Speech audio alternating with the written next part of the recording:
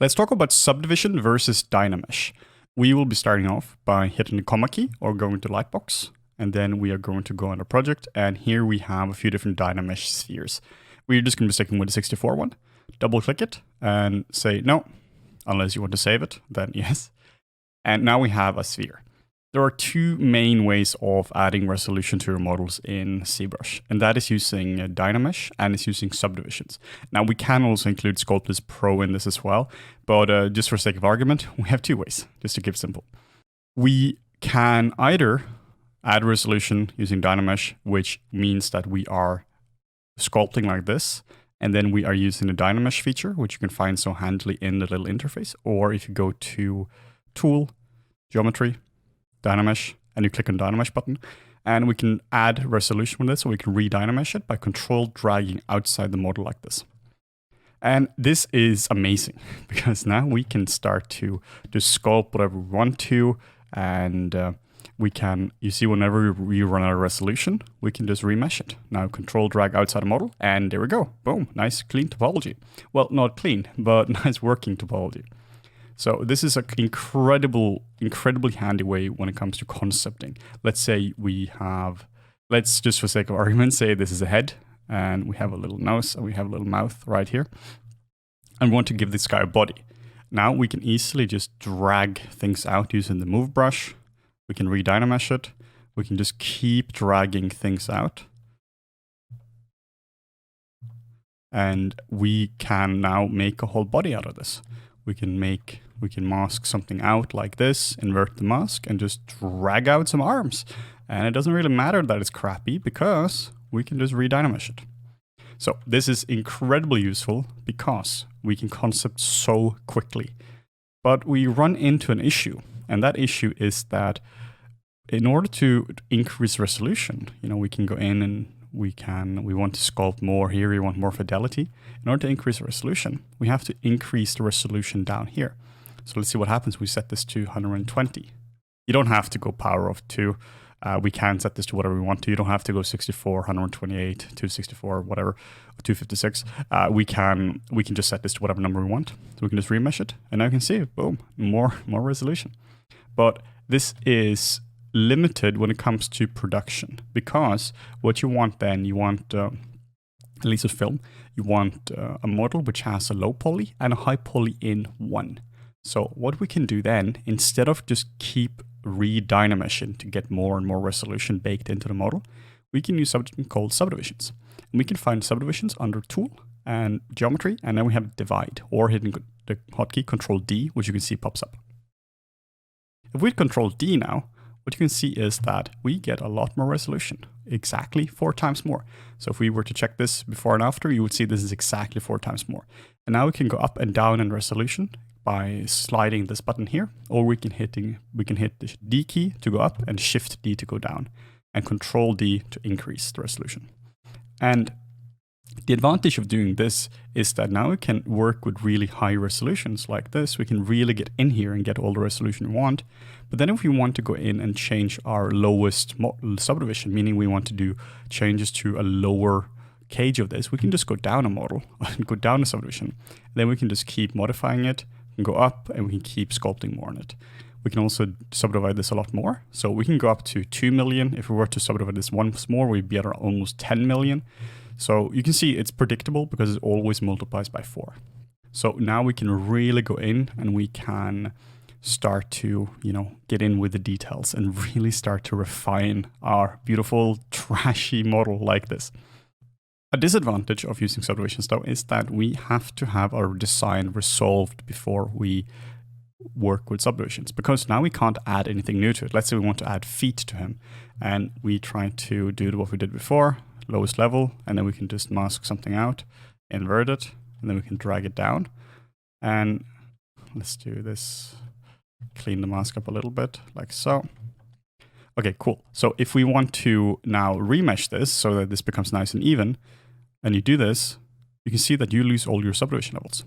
So you can do it, but now they're all gone. So we just lost all our work. Or if you're in a higher subdivision level, and we do this, you can see it just does the same thing. So we can't combine Dynamesh and subdivisions. the method is, the workflow is, you sculpt first with Dynamesh or Sculptris Pro. That doesn't really matter. What matters is that you start off with one of them, and then you start to block in your model. You get your design right. You get all the limbs in there. Once you have that, then you will turn it into subdivisions, and then you will keep working on it with subdivisions from there. It's so much lighter on the system as well to use subdivisions. In a file which is like 10 million polys, which is maybe 100,000 polys in the lowest level, is significantly lighter on ZBrush than a model which is 10 million in raw polygons. So with all that said, let's just do a quick demo. We will hit the comma key, and then we will go back into our project. And here we have some default spheres. We have 128, 32, and 64. And in this case, we'll just stick to 128. So with the way I'm working is that I'll start by blocking in some general eyes. If that's what I'm doing, then I'll block in a nose, then I'll block in a general mouth. I know this looks super cartoony, but it's literally just so that I know which way is the front. And then I'll start to work in some bony landmarks, try to get in maybe like a slight skull shape, just really trying to get in some of this shape which constitutes the bones, just getting the skeleton really. And you can of course use the move brush at this point as well, but that's just personal preference, whatever you do. The point is we're starting off with Dynamesh. We really don't care about the technicals right now. The moment you start to involve subdivisions, you are involving a lot more technical things. And for now, just consider it like we're working with clay. I'm just using one brush and just keeping it simple. And you can see how much I can squeeze out of just one brush like this. And then once I have like an overall shape like this, then I'll switch to the move brush, hitting the 4 key if you're using my hotkeys. And then we can start to shape this. So if you want this to be maybe slightly more orc-like, we can do that. Or we can turn this into a child or a woman, even though it looks a bit scarier right now. Everything has the same foundation. So now we can start to mask out the back like so. Just hold on a control key and sculpting. And then control click to invert it. And then we can use the gizmo to drag out like a neck like this. And then we can control drag outside a model to clear the mask. And then we can do the exact same thing again. I know, confusing. Control drag outside a model to make it into Dynamesh. The confusing thing about Dynamesh is that you are using the same command to clear the mask as you do for re-Dynameshing. So now we have an overall shape like this. And this is something we can keep working from. Let's just get like some traps out here and a little bit of neck. Thin out his neck a little. And now we could start sculpting, or we can be like, well, we're missing ears. So let's give him ears, mask it out. We can just drag them out like so. Pretty hacky, but it works quite well. Because now we can really control the shape of his ears. And then we can just move these down a little bit so we get the really nice shape of the ear. We actually get the volume of the ear and not just something which is just attached to it. Then we can re-Dynamesh it, because now you see it gets stretched. And this is a point where we have some general shapes of the face down. So let's just spend a little bit more time on it. Like, I'm rushing the sculpting now because that's not the point of this. This is not a sculpting lecture per se. This is a showing you where to use Dynamesh and where to use subdivisions. So now we're getting in just the lips. We just leave the nose as it is, like this, like it has like a demon nose or something. Then we can put in some eyelids real quick.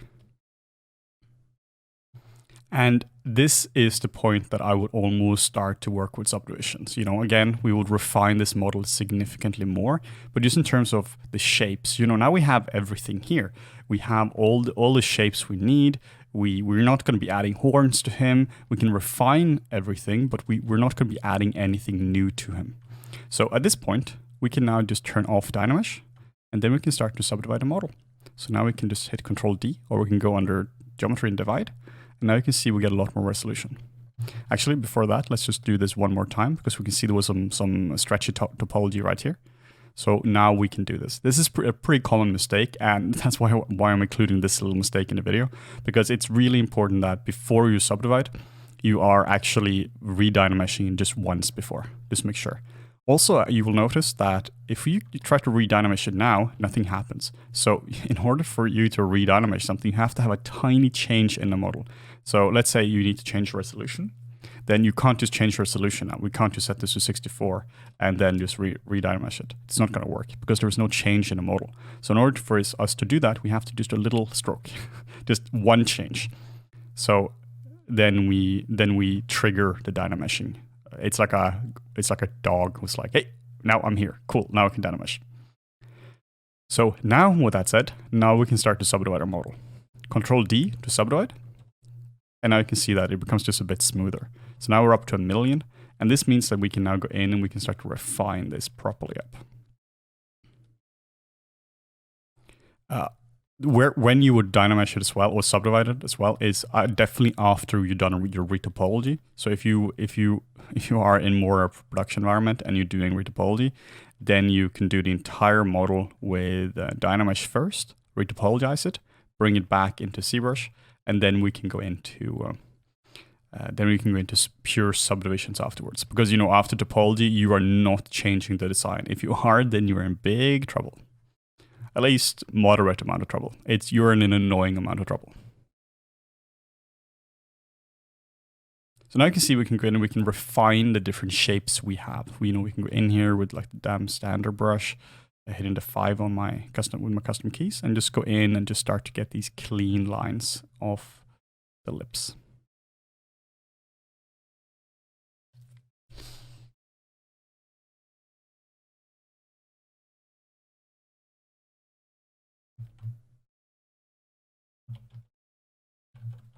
But what you have to be careful about now is that you really don't want to stretch something too far. For instance, if I want to turn this nose the other way, actually sculpting a proper nose, I probably wouldn't have topology for it. Or if I want to, turn these ears into something which is like twice as long, you see that topology will now stretch. So make sure you do Dynamesh after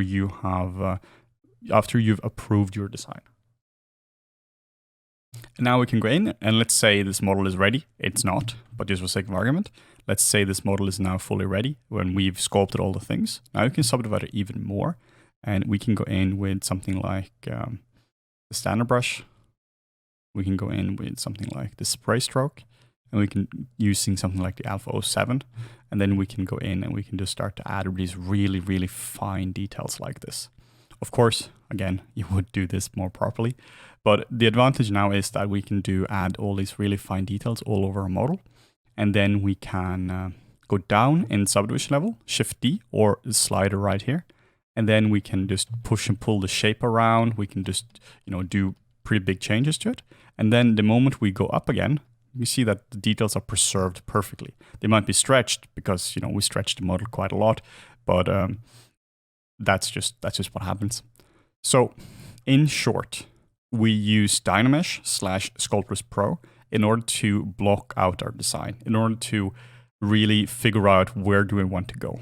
Once you know where you want to go, then we'll turn off Dynamesh and then we'll enable subdivision levels.